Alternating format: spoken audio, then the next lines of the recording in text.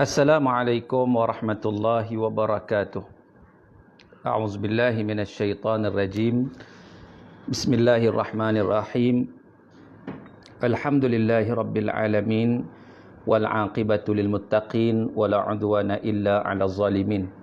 Asyhadu an la ilaha illallah wahdahu la syarikalah wa asyhadu anna Muhammadan 'abduhu wa rasuluh addal amanah wa ballaghar risalah wa nasahal ummah.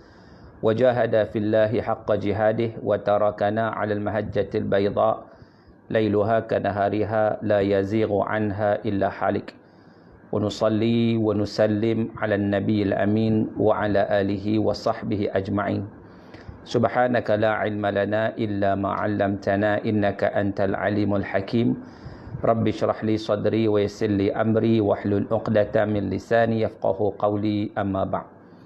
Tuan-tuan muslimin dan muslimat yang dirahmati Allah, alhamdulillah, sama-sama kita panjatkan kesyukuran kita kepada Allah Subhanahu wa taala kerana dengan limpah dan kurnia daripada Allah Azza wa Jalla kita dapat pada malam yang berbahagia ini kita bersama-sama dalam majlis ilmu, dalam kuliah ilmu. Insya-Allah mudah-mudahan program kita, majlis ilmu kita diberkati dan dirahmati oleh Allah Subhanahu wa taala. Jadi kuliah maghrib kita malam ni tuan-tuan, insya-Allah kita akan membincangkan berdasarkan kitab saya, iaitu Analogi Qurani dalam Kehidupan Insani. Biasanya di masjid kita bincang tentang analogi nabawi, tetapi insya-Allah kuliah online ni saya nak bincang dengan tuan-tuan analogi Qurani dalam kehidupan insani, insya-Allah. Jadi saya ucapkan ahlan wa sahlan, selamat datang kepada semua yang mengikuti perbincangan kita pada malam ini. Terima kasih kepada Bazid Aziz, alhamdulillah, yang turut serta dalam kuliah kita, dan juga sahabat-sahabat lain yang dirahmati Allah. Dan macam biasa ya, kalau sesiapa yang mempunyai sebarang persoalan, anda boleh mengemukakan soalan pada ruang komen yang ada.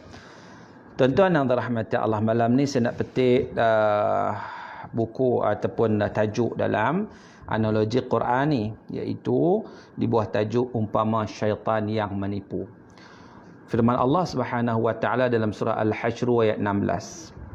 Kamathali syaitan idh qala lil insani kfur falamma kafara qala inni bari'um mink inni akhafullaha rabbal alamin. Sadaqallahul azim. Surah Al-Hasyr ayat 16. Syai Imani Shah. Waalaikumsalam. Okey. Ahlan wa sahlan ya Syai Irmani Shah. Baik. Kita lihat ayat Allah Ta'ala. كمثل الشيطان إذ قال للإنسان. Kalau tajwid sikitlah kena lihatlah. Lil-insan, ikhfa haqiqi. Nun mati bertemu dengan sin.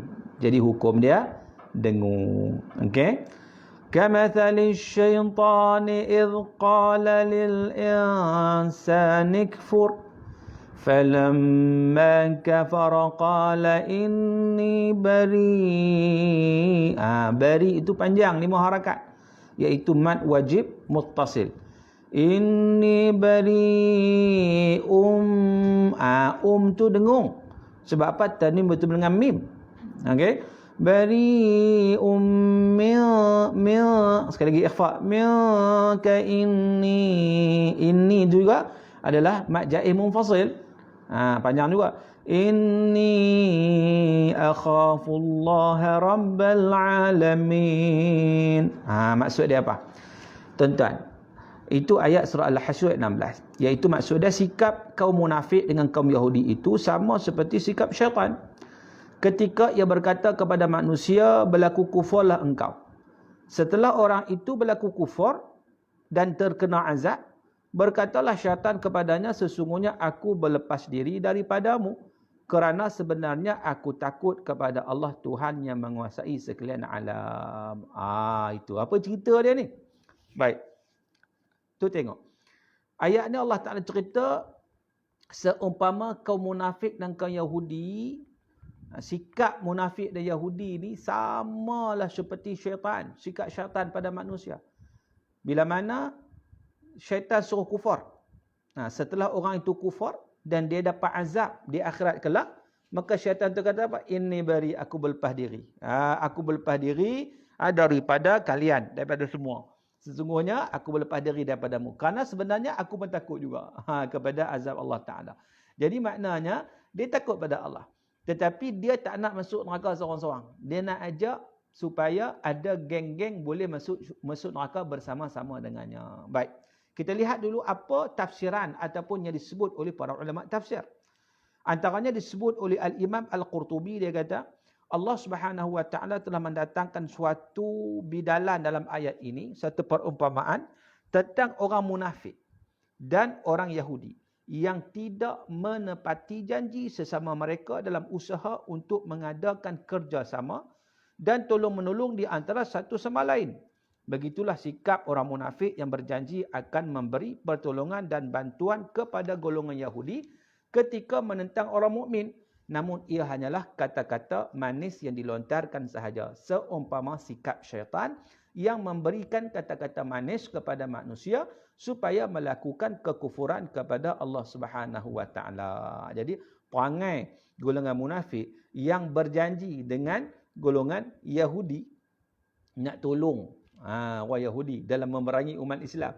Last sekali mereka berlepas diri. Siapa punya syaitan? Syaitan nak orang kufur pada Allah Ta'ala, last kali mereka berlepas diri.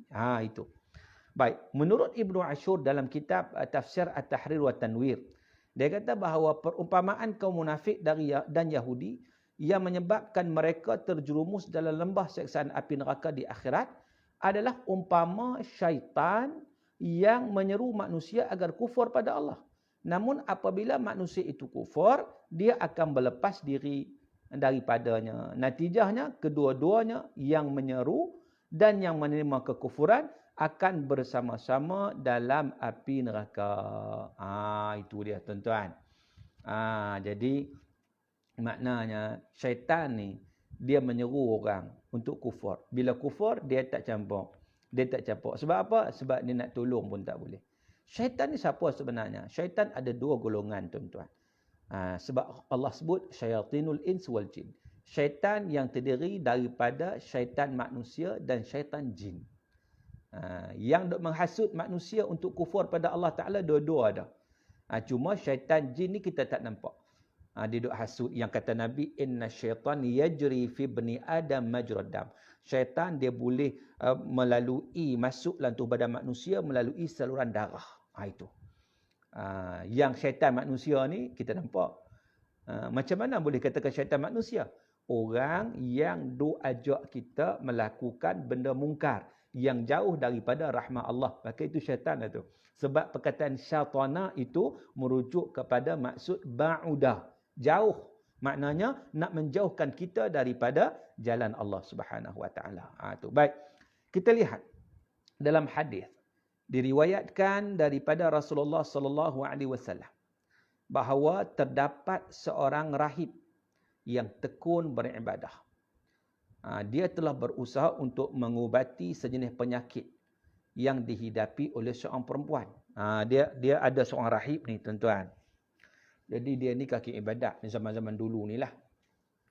Dia kaki ibadat kepada Allah Subhanahu Wa Ta'ala. Lalu syaitan ni macam mana dia nak memperdaya manusia? Dia bagi seorang wanita ni sakit. So wanita ni sakit. Jadi dia mengilhamkan kepada keluarga wanita itu untuk hantar wanita ni pergi berubat pada seorang rahib. Jadi keluarga tu bawa lah pergi jumpa rahib itu untuk mengubati penyakit perempuan tadi. Lalu syaitan bertindak memperdaya dan menghasut rahib tersebut hinggalah dia buat macam-macam lah. Yang kita syaitan ni dia menghiasi apa semua. Apatah lagi wanita ni sebagai satu fitnah pada orang lelaki. Dia kesan dia besar. Sebab tu kata Nabi SAW, Nabi kata, ma taraktu ba'di fitnatan hiya adarru ala rijal min nisa. Tidak aku tinggalkan satu fitnah yang sangat besar pada orang lelaki melainkan datang daripada wanita. Sebab tu hari ni kita tengok banyak kes-kes kita kata kes intim, perzinaan dan sebagainya berlaku dalam masyarakat. Kadang-kadang kononnya nak mengadukan masalah antara teman sekerja, lama-lama jadi kita kata jadi masalah sebab syaitan berperanan. Sebab syaitan tahu kelemahan lelaki-lelaki ni pada wanita.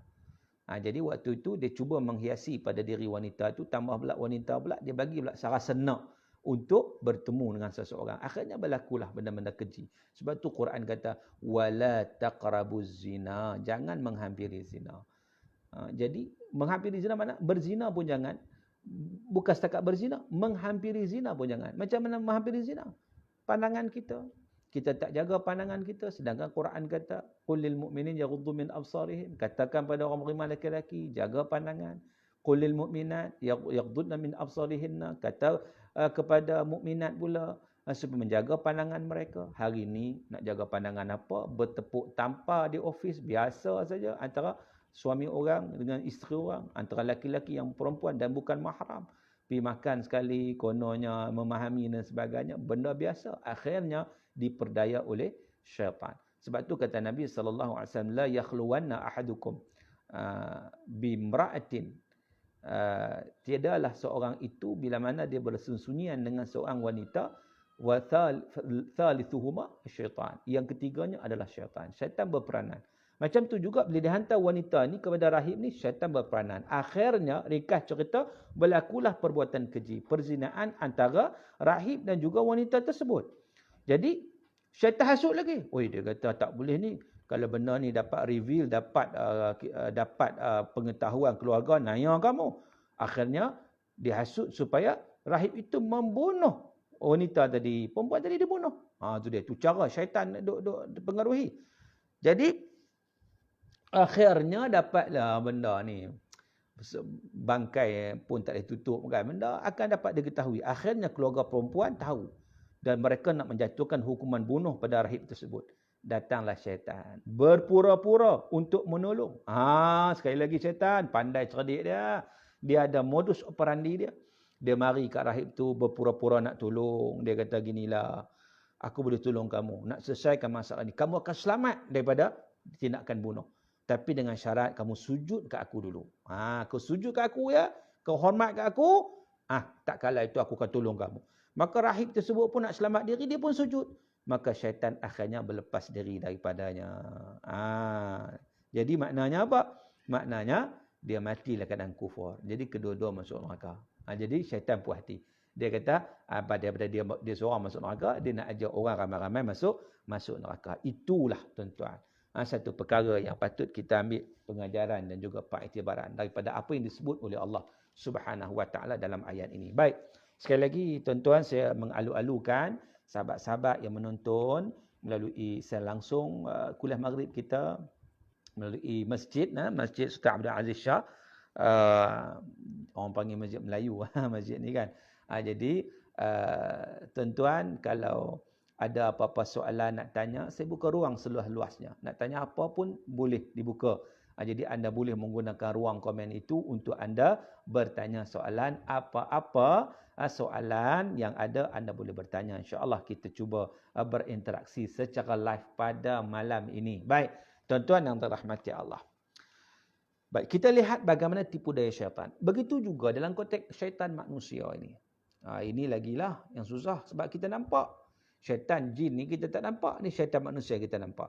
Iaitu golongan munafik dan golongan Yahudi. Mereka ni sama saja macam syaitan. Macam syaitan. Yang mereka berusaha sedaya upaya untuk mempengaruhi kehidupan manusia, terutamanya umat Islam, untuk melakukan perkara yang boleh menjejaskan iman kepada Allah Subhanahu Wa Taala. Maka dengan sebab itu ramai dalam kalangan umat Islam yang tidak peka terhadap perkara ini. Akhirnya mereka mudah terpedaya dan terhasut dengan perancangan-perancangan musuh Islam. Jadi kita boleh tengok apa yang berlaku dalam masyarakat kita sekarang ini. Perancangan Yahudi dan musuh Islam untuk menghancurkan Islam jelas. Antaranya dengan 4S. 4S. Apa itu? Dan kita tengok bagaimana perancangan 4S itu sudah berjaya. Sedar atau tak sedar sudah berjaya tuan-tuan. Apa itu 4S? Seks, song, sport, smoke. Ni 4S. Seks, pergaulan bebas antara lelaki-lelaki dan wanita dah jadi satu benda biasa pada hari ini. Sedangkan kita tahu perkara tersebut haram, kan? Jadi wanita yang keluar rumah dengan berwangi-wangian, bergincu-gincuan, yang berpakaian sendat dan ketat walaupun pakai tudung sekalipun, dah biasa, kan? Ikut trend, kononnya ikut trend. Trend daripada mana? Bukan trend daripada Islam. Islam ajar kita tutup aurat, kan? Begitu juga golongan lelaki-lelaki yang tidak menjaga mata pandangan mereka dan sebagainya. Pergaulan bebas itu berlaku. Ini seks akhirnya terjumus dalam perzinaan. Bahkan perzinaan tu dianggap biasa. Ni zaman sekarang ni yang kita sebut sebagai akhir zaman. Akhirnya kita terpedaya, tuan-tuan. Ke mana hala tuju kita? Pertama. Yang kedua, song, menyanyi. Cuba kita lihat hari ini. Betapa orang asyik dengan AJL, anugerah juara lagu. Allahu Akbar. Pakai duk tunggu ni, tak sabar. Kan? Tapi pernah tak kita menunggu, kita kata, ujian tilawah Al-Quran macam tu? Ada tak? Pernah kita menunggu ujian tilawah Al-Quran? Kita tak rasa, tuan-tuan. Kita tak rasa. Sebab apa? Sebab dia datang melalui media massa. Dia datang melalui media elektronik. Yang melalui lagu ni, ya Allah, sampai kita hilang punca kadang-kadang. Sampai kita kadang-kadang berada dalam kelalaian yang amat sangat. Ini satu perancangan. Kemudian, Encik Insurans Takaful. Assalamualaikum warahmatullahi wabarakatuh. Nama Encik Insurans Takaful. Ini buat takaful ni kan. Alhamdulillah. Okey, buat takaful okey. Sebab apa? Insurans yang bebas daripada riba. Okey. Mana-mana takaful pun boleh.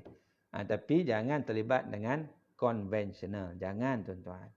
Saya duk tengok hari ni sebagai contoh. Bagaimana kita tertipu dan terpedaya. Kedai pajak gadai banyak. Saya duk tengok di kawasan orang Islam banyak. Tapi yang duk ada kedai pajak gadai itu kedai pawn shop. Kedai yang berasaskan riba. Mana dia arah nu? Tak ada. Sebab apa? Sebab rupanya dia punya pasaran itu meluas. Orang Islam juga pergi yang riba ni. Sedangkan riba itu idea siapa, tuan-tuan? Yahudi. Tahu tak Yahudi ni? Panggil dia orang macam mana? Yahudi ni, dia menghalalkan riba dengan orang selain daripada Yahudi. Tapi sama-sama dia haram. Perangai sungguh. Sebab apa? Sebab dia nak kontrol. Bahkan dia kata riba ni keuntungan itulah cara nak berniaga, nak untung, nak apa semua. Tuan-tuan, akhirnya kita terjebak dan kita menghadapi masalah dunia dan juga akhirat. Itu yang berlaku. Baik, kita tengok lagi. Seks, song, sport, sukan. Bukan kita kata sukan salah, sukan tak salah. Tetapi aurat dia bagaimana? Sampai kadang-kadang lupa solat dan sebagainya. Jadi, sukan bagus, riadah. Tetapi kadang-kadang kita disulami. Dengan apa? Dengan sesuatu yang menyalahi perintah-perintah Allah Subhanahu Wa Taala. Kemudian yang keempat, smoke. Rokok. Rokok ni sudah kira kadang-kadang kita sendiri ramai yang terlibat. Rokok. Sedangkan kita tahu syarikat tobacco semua daripada Yahudi sebenarnya yang fund yang terbesarnya. Jadi tuan-tuan, jadi secara sedar atau tak sedar ia sudah menguasai diri kita. Ini kita kata yang menipu ni, perancangan menipu macam syaitan juga. Maka dengan sebab itu umat Islam dilalaikan melalui adegan-adegan seksual dan memberahikan di kaca televisyen, di pawagam. Pergaulan bebas antara laki-laki dan wanita dihalalkan atas nama kemodenan, atas nama fikiran terbuka.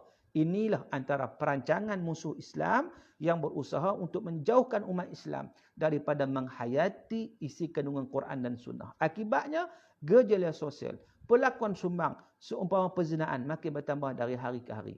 Baik, musuh dah berjaya. Tuan-tuan, pada bulan Ramadan, berlakunya satu peperangan yang dipanggil sebagai peperangan Mansurah. Yang berlaku peperangan di antara umat Islam dengan tentera salib dalam bulan Ramadan. Yang musuh waktu itu diketuai oleh Raja Louis Perancis yang ke-9. Tuan-tuan tahu, waktu itu umat Islam menang. Umat Islam menang. Kekuatan mereka berpegang pada Quran dan Sunnah Nabi SAW. Lalu Raja Louis Perancis ditangkap dan ditawan. Tuan-tuan tahu, apa kata Raja Louis Perancis? Dia kata, selagi mana umat Islam berpegang pada Quran dan Sunnah, kita tidak akan dapat mengalahkan mereka. Sebab mereka ada jihad. Maka kenal Tuhan mereka. Tetapi, bagaimana cara untuk kita mengatasi mereka? Ialah kita menyerang pemikiran mereka terlebih dahulu. Menyerang budaya. Menyerang kehidupan. Maka bila mereka dah tinggalkan Quran, panduan sunnah Nabi, maka pada waktu itu mudah mereka dapat kuasai. Apa yang disebut Raja Louis Perancis itu mereka lakukan. Dan hasilnya kita dapat lihat pada hari ini. Serangan pemikiran. Sampai tahap, umat Islam pun tergolong ataupun melakukan perkara-perkara yang bercanggah dengan Quran dan sunnah Nabi. Begitu juga aspek hiburan. Program hiburan yang pelbagai, termasuk program yang berbentuk realiti, ditampilkan sebagai satu hidangan yang sangat lazat dalam masyarakat, dan budaya hedonisme.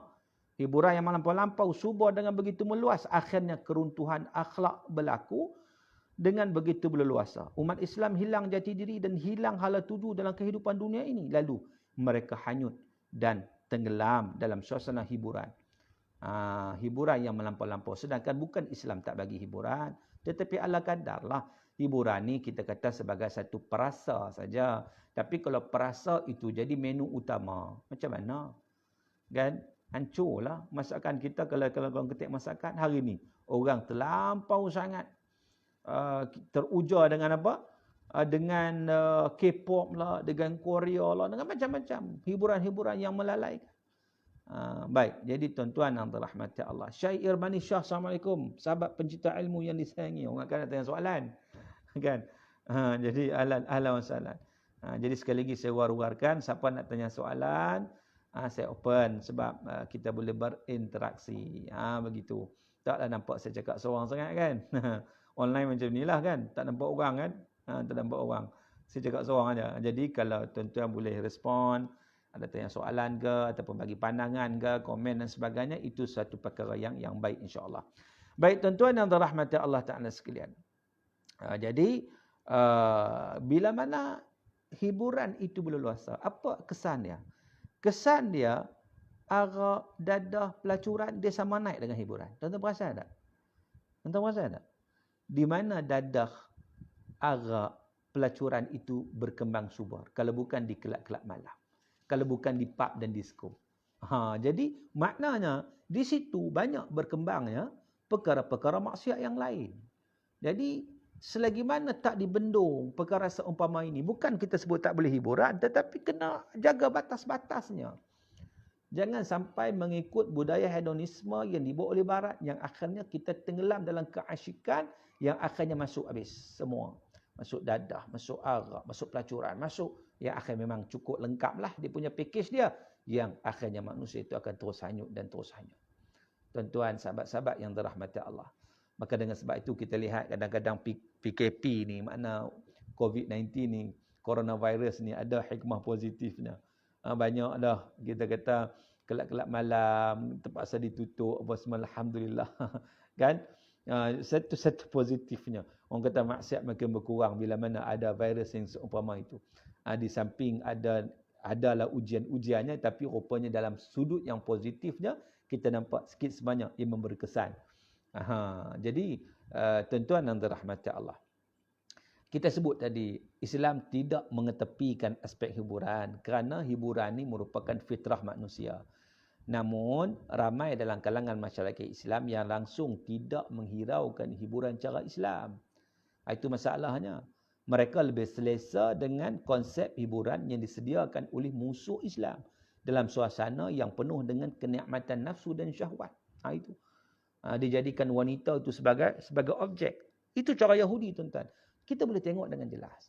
Iklan jual tayar ya, ada orang perempuan. Pasal apa? Cuba tengok F1, tuan-tuan. F1 ke, lumba motor ke, lumba kereta ke. Yang dia pergi tudung pakai payung tu, kalau motor lah, kawan ni nak lumba motor. Orang nak naik motor tu, nak lumba, dia pakai lituk habis dengan full face, apa, dengan topi, dengan baju kemas. Yang duk bawa payung dia tu, nak main dekat litar tu. Siapa? Wanita.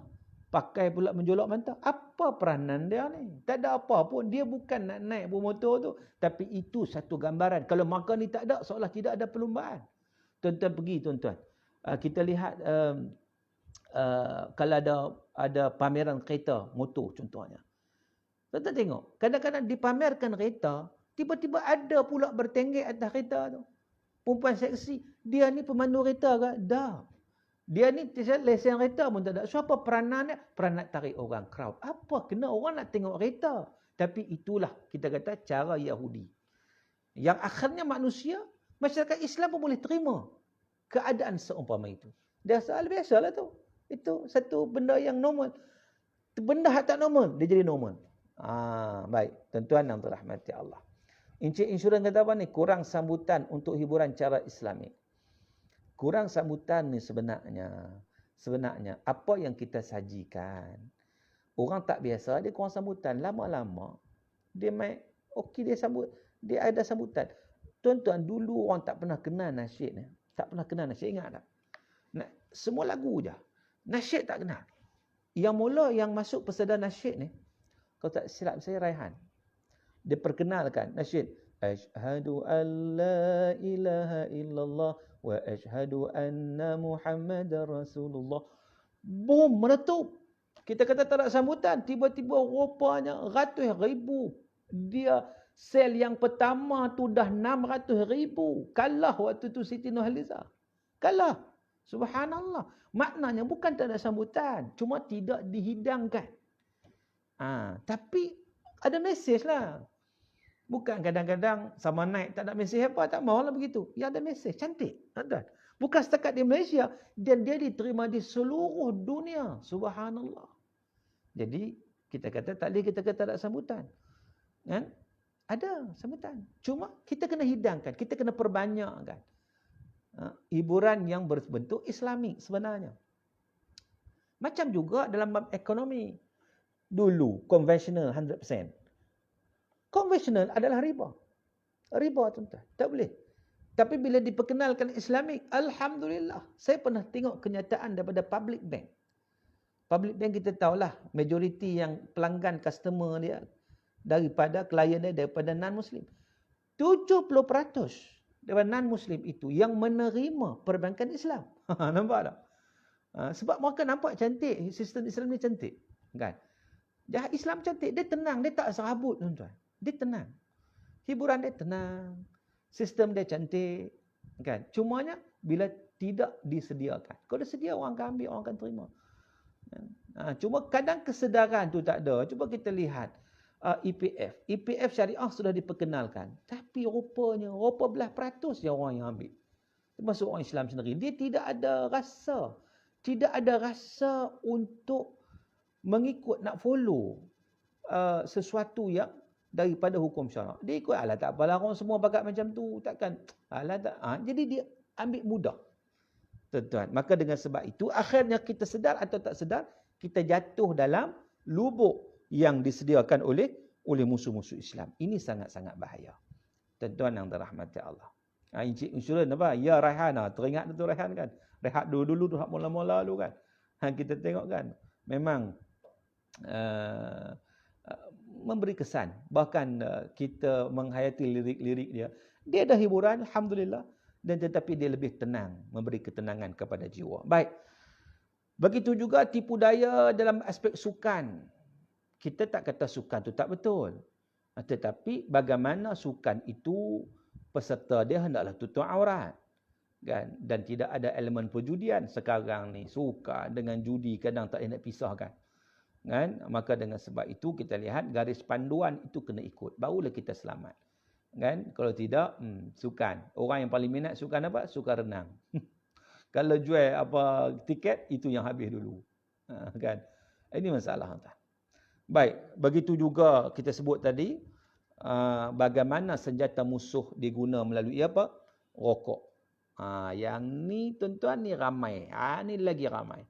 Kita tahu bahawa syarikat dan pengeluar rokok mempunyai kaitan yang rapat dengan Yahudi.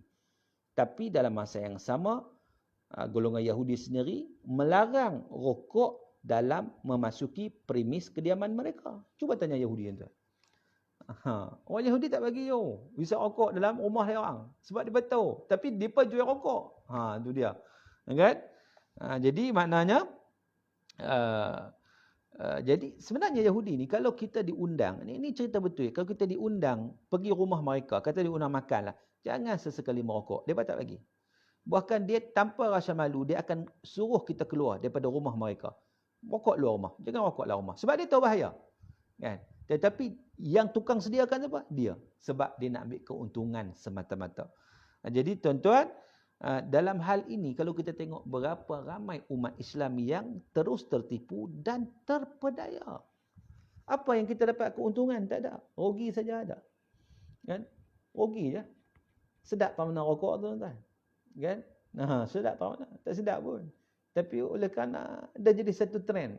Kalau rokok tu kira macho lah kan. Macho tu siapa yang ajar, siapa yang bagi macam tu. Kalau bukan daripada perencanaan musuh-musuh Islam. Tuan-tuan, Allah dah cerita, dah bagi pengajaran, dah bagi pengiktibaran, dah warning kita untuk kita mengambil cakna dalam perkara-perkara seumpama ini. Jadi, sama-sama kita ambil berat, tuan-tuan. Dan antara perkara juga yang diamalkan oleh segelintir dalam masyarakat kita, apa dia? Kita sekarang bulan Mac, nak sampai April. 1 April adanya April Fool. Ini satu lagi, tuan-tuan. Orang kita ni, dia kira nak sambut. Dia tak tahu apa asal usul April Fool itu. Jadi maknanya, apabila berlaku sedemikian, dia bermakna umat Islam terus diperbodohkan dengan amalan-amalan yang tak bawa faedah. Maka dengan sebab itu, umat Islam dia kena cerdik. Jangan terpedaya dan tertipu. Sebaliknya, kena hindarkan diri daripada perkara-perkara seumpama itu. Kerana sesuatu yang merugikan dan mencemarkan adab masyarakat Islam, dilakukan ketika mana sambut April Fool. Bila tiba 1 Aprilnya, maka remaja Melayu Islam terikut-ikut dengan budaya Barat, ia menjadikan tarikh hari itu sebagai tarikh ataupun hari untuk memperbodohkan atau mengenakan orang lain. Di mana jati diri orang Islam? Maknanya apa-apa yang datang daripada Barat, semua diterima tanpa dilihat asal usul perkara tersebut. Sedangkan kita ada, kita kata, adab-adabnya. Nak bergurau boleh bergurau. Tapi April Fool itu dah mengajar kita menipu. Menipu ni tidak boleh, tuan-tuan. Menipu ni haram. Nabi pun bergurau, tapi Nabi tidak ajar kita menipu dalam pergurauan. Gurauan boleh nak menceriakan suasana, tapi jangan menipu. Tapi April Fool mengajar kita menipu. Itu. Sampai ada yang cerai bini dia talak 3. Kerana bini pun terkejut. So apa diceraikan talak 3? Lepas tu dia kata apa? April Fool. Dia kata. Sedangkan dia sedar atau tak sedar, talak sudah jatuh sebenarnya. Tuan-tuan, wal'iyazubillah. Jadi maknanya jangan main-main dalam perkara seumpama ini. Maka dengan sebab itu tidak mengherankan apabila produk Barat terus mendapat tempat dalam kalangan masyarakat. Yang Barat mari semua cantik. Semua dapat tempat. Sebagai contoh, bila diberi pilihan Coca-Cola, Meca-Cola, Zam-Zam Cola, Reddit Cola satu ketika. Sekarang ni yang kekal apa? Coca-Cola. Meca-Cola mana? Zam-Zam Cola mana? Reddit Cola mana? Tak kekal. Sebab apa? Tak ada sambutan. Sedangkan rasa sama aja. Beza dia apa? Coca-Cola daripada Barat. Dia punya kita kata dia lain. Tuan-tuan, ini dia kuasai pemikiran. Dia kuasai pemikiran. Itu masalahnya. Jadi maknanya akhirnya penuh dengan kebanggaan, Coca-Cola akan dipilih kerana ia merupakan produk Barat yang dipuja dan dibangga. Inilah mentaliti segelintir masyarakat kita yang tak boleh beza antara kaca dan permata. Sebaliknya, terus dijajah pemikiran, mentaliti, sehingga yang nampak apa saja daripada Barat, semuanya cantik, semuanya elok. Jadi tuan-tuan yang dirahmati Allah Subhanahu Wa Taala, macam kita sebut tadi April Fool. Kalau kita lihat April Fool yang kadang-kadang orang duk ikut tu, sebenarnya ia satu bentuk penghinaan terhadap umat Islam. Kalau lihat sejarah April Fool, tuan-tuan, dia merujuk kepada tentera Kristian di Spanyol yang berjaya menipu dan membunuh umat Islam secara beramai-ramai di Spanyol. Dan mereka merayakan tarikh keman itu pada setiap tahun sebagai The April Fool's Day, tuan-tuan. Walaupun kita tahu cerita ni, kita tak dapat pastilah kesahihan dia, ni cerita saja. Namun, budaya April Fool itu tetap bukan daripada ajaran Islam. tapi dia diterima dalam kalangan umat Islam itu sendiri. Jadi tuan-tuan, kita kena ambil perhatian apa yang disebut oleh Nabi sallallahu alaihi wasallam, man tashabbaha biqaumin fahuwa minhum. Sesiapa yang meniru satu kaum, dia di kalangan mereka. Jadi sebab tu saya sebut tadi, kadang-kadang orang sambut April Fool sampai sanggup menipu untuk menghidupkan budaya tersebut. Ini satu benda yang tak boleh diterima. Kerana menipu, mengaitkan orang dan sebagainya. Dan dia merupakan perkara dosa yang hanya merenggangkan dan memutuskan hubungan sesama manusia. Walaupun kadang-kadang sekadar bergurau. Tapi kita sebut tadi, bergurau itu ada had dan batasnya. Memang gurau itu merupakan satu lumrah dalam kehidupan untuk menambahkan ceria, nak menyenangkan hati. Tetapi jangan melampau dan berlebihan sehingga menimbulkan permusuhan. Sebab tu Islam ni dia ajak pada kita cantik, gurau, seronok dalam suasana yang indah, bukan menyebabkan permusuhan. Ada orang kena prank lagi tuan-tuan. Dia hangat hati tak? Dia dimalukan lah. Dia dimalukan. Dia rasa kecewa. Dia rasa ada yang stres. Ada yang sampai nak bunuh diri pun ada. Kerana apa? Malu. Islam tak ajar macam tu. Tetapi kononnya, alah, relax lah bro. Kita ini trend. Trend apa? Itu kita ambil daripada budaya-budaya yang menipu. Budaya-budaya barat yang merosakkan. Tuan-tuan yang dirahmati Allah. Jadi maknanya kita lihat bagaimana ayat Quran yang kita bincangkan ini memberi pengajaran yang besar pada kita supaya kita tidak tertipu. Tidak tertipu dengan musuh-musuh. Sama ada yang kita nampak di kalangan manusia atau yang kita tak nampak di kalangan jin syaitan yang nak mengheret kita ke arah kebinasaan dan kecelakaan yang akhirnya mereka kata ana bari, aku tak kacau kata, siapa suruh ikut aku, akhirnya begitu. Mengapa kamu ikut aku? Aku ajak aja, kan? Lah kali dua-dua sekali dihumbar ke dalam neraka, wal a'yazubillah. Tuan-tuan yang dirahmati Allah. Jadi maka dengan sebab itulah sama-sama kita mengambil pengajaran dan pengiktibaran daripada intipati ayat Al-Quran itu untuk menjadi pedoman dalam kehidupan kita. Kita doa pada Allah, insya-Allah kita diberi kekuatan yang istiqamah dalam kebaikan. Kita dapat membaca ayat Quran, kita merenung isi kandungan Quran, tambah-tambah kita ada penghujung Rejab dan tuan-tuan, orang duk sambut Isra Mi'raj sekarang ni, nak masuk Sya'ban. Sya'ban ni kita nak banyakkan puasa, apatah lagi kita masuk Ramadan. Insya-Allah mudah-mudahan kita sempat dengan bulan Ramadan, kemuncak ibadah pada bulan Ramadan. Jadi kita nak berpesta, bukan pesta hiburan, pesta hiburan dengan ibadah kepada Allah Subhanallah. Itulah yang sama-sama kita nak cuba laksanakan dalam kehidupan kita, insya-Allah. Mudah-mudahan perbincangan kita dalam kuliah maghrib pada malam ini diberkati dan dirahmati Allah. Nampaknya masa tak mengizinkan dan nak masuk waktu Isyak. Jadi sekadar itulah. Jadi saya ucapkan sekali lagi terima kasih pada pihak masjid yang menganjurkan kuliah maghrib malam ini. Saya ucapkan terima kasih kepada semua yang mengikuti perbincangan kita pada malam ini. Dan mudah-mudahan insya-Allah kita bertemu lagi di lain waktu dan ketika, insya-Allah. Apa yang baik itu datang daripada Allah Subhanahu Wa Taala. Salah silap itu, terkasar bahasa itu, saya minta maaf dari tuan-tuan dan puan-puan. Itu kesilapan saya minta ampun daripada Allah dan saya minta maaf daripada tuan-tuan dan puan-puan sekalian. Sekadar itu, aqulu qawli hadza wa astaghfirullahal azim li wa lakum wa billahi taufiq wal hidayah. Wassalamualaikum warahmatullahi wabarakatuh.